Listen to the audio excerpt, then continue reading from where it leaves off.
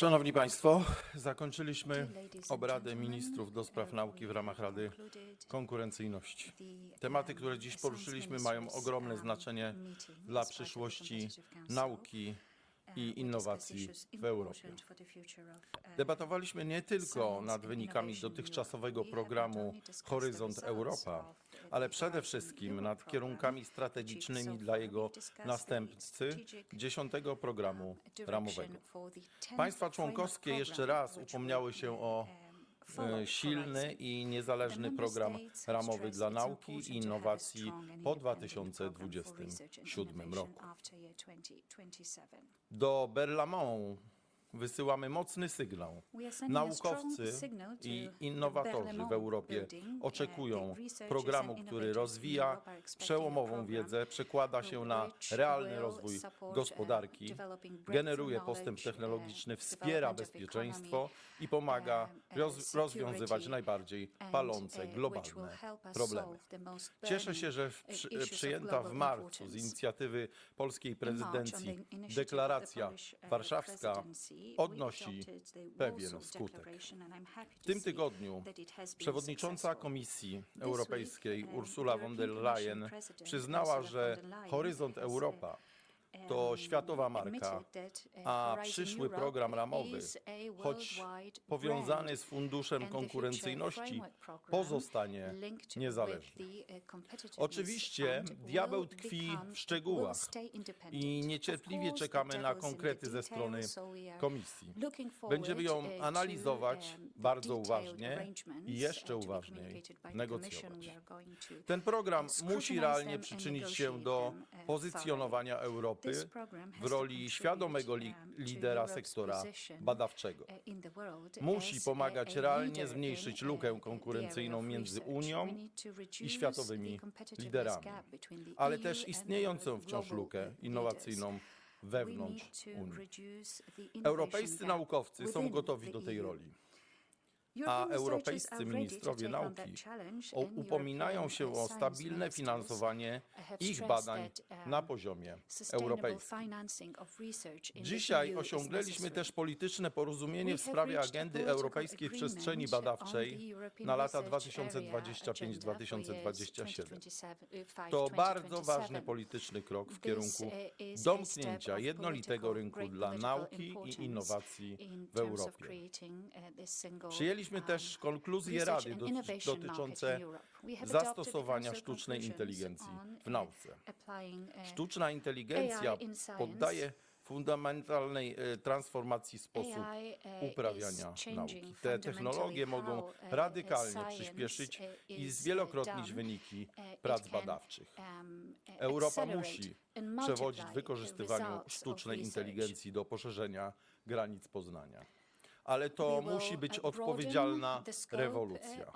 Chodzi o odpowiedzialne przywództwo oparte na doskonałości, wartościach i koordynacji.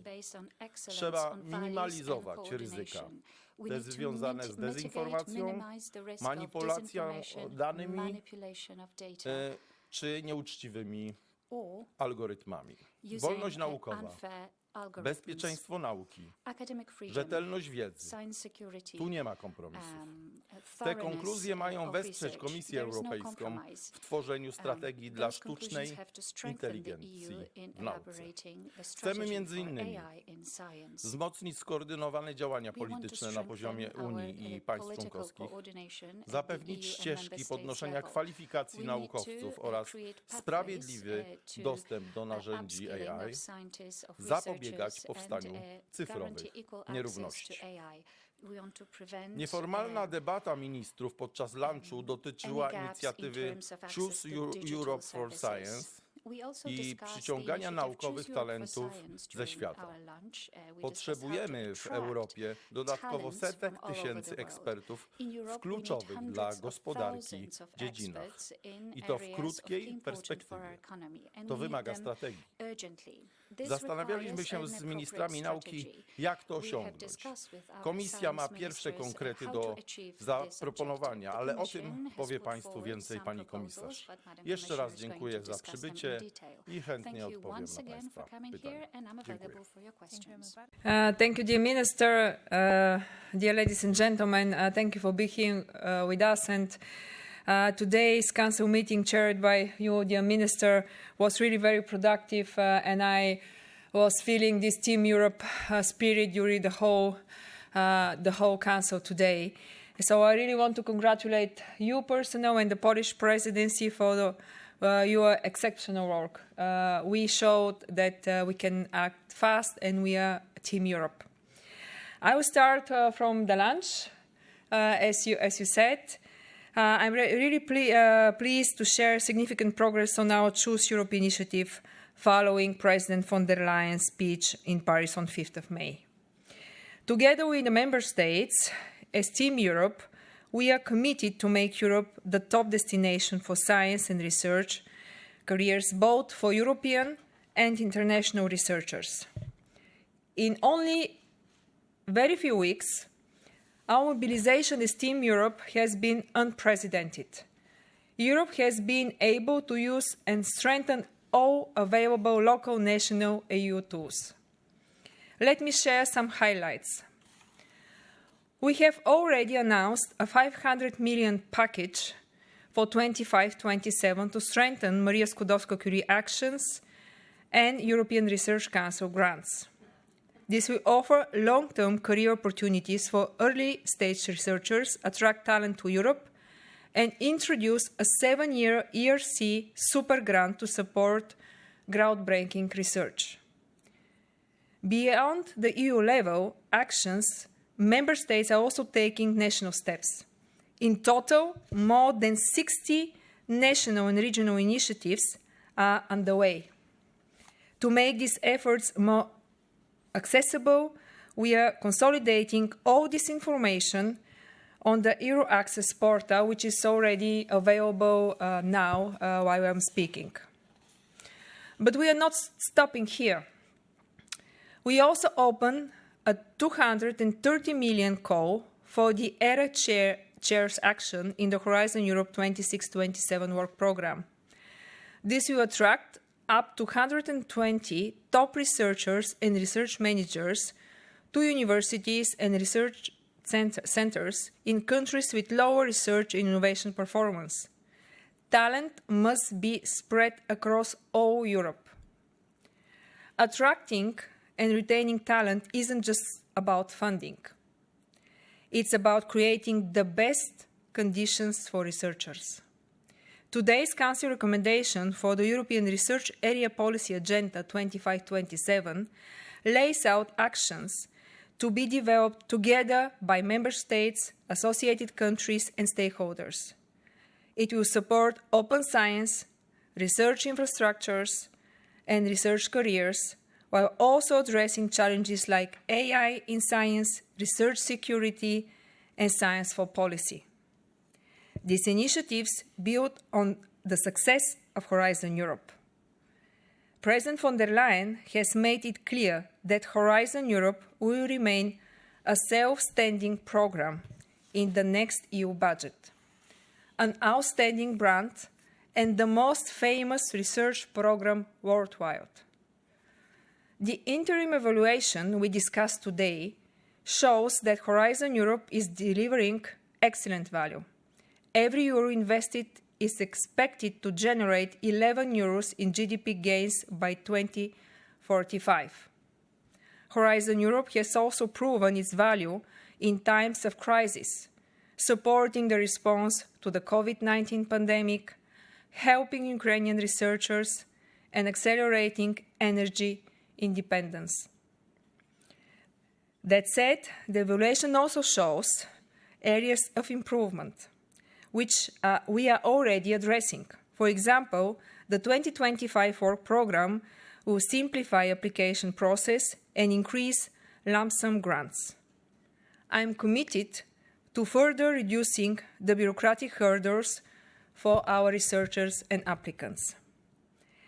At a time when science and academic freedom are under threat around the world, and unfortunately we see concerning news every day, literally every day, Europe is choosing Europe. We want scientists and researchers to choose Europe too. Thank you so much for your attention. And Damiani from Agence Europe. You are talking a lot about funding more for research.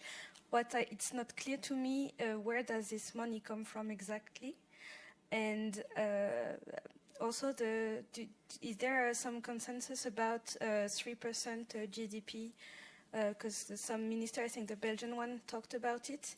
Is there a consensus that all EU member states want to have 3% GDP invested in research and innovation? Thank you very much. Thank you. I think it's for me. Yeah.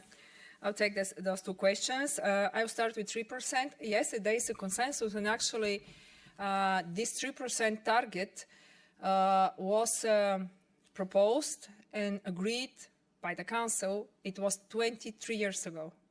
202 in Barcelona, and actually it was agreed to reach this 3% in 2010, 15 years ago. We are still close to 3%. Only 5 member states did reach 3%, and unfortunately 5 are below 1. I want to clarify, this means not 3% of public spending, it's together, it's public and private. And in matter of clarity, actually Europe, on average, we are very close to our main competitors on public spending. But we are at least twice less to our main competitors on private one. So that's why Commission is so focused, and hopefully I see this in member states, to create the right incentives, to create the right instruments to incentivize the investment in R&I from private sector. So I feel that all the ministers, of course, the science ministers, but not only the science ministers, I think that also the member states agreed with this 3% target. And it was reaffirmed, actually, just a couple of months ago, this 3% target. It was reaffirmed again in the Council. So about the funding, this 500 million you ask, is from the Horizon Europe program money. So as I said, it's the biggest collaborative research program in the world, and it's a really brand name, as our president announced and said 3 days ago. In the interim evaluation of Horizon is something also interesting. There were applications from 194 countries in the world. And we have 19 associated countries, which contribute actually to the budget of Horizon Europe. Thank you so much. Do we have any other questions? Jedno zdanie, Sorry, yes, of course. Pani redaktor, szanowni państwo, w sprawie tych 3% kilka zdań. Talking jeżeli about chodzi o Polskę. 3%, Tak jak pani komisarz powiedziała, concerning Poland, tylko as 5 Madam państw Commissioner Unii said, Europejskiej z only 27 5 osiągnęło ten cel, member który states był out tak of dawno temu 27 reached zaproponowany. this Polska goal dąży do proposed tej such a średniej long time ago. europejskiej, która jest na Poland has poziomie been striving to reach that 2,3% European na badanie i rozwój PKB. average. Trochę nam jeszcze brakuje, We have been spending 2.02%. So we need to catch up. But Poland, the Polish Prime Minister, and myself, we have been doing utmost to reach this goal. But we have been bordering with an aggressor that attacked Ukraine. We need to spend more money to modernize the Polish army, because Poland is protecting Europe.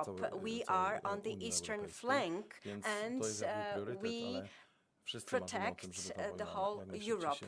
And we all want this war to come to an end very soon. And then it will be easier to spend this money on research and innovation. We will do utmost so that during our term of office, we reach the 3%.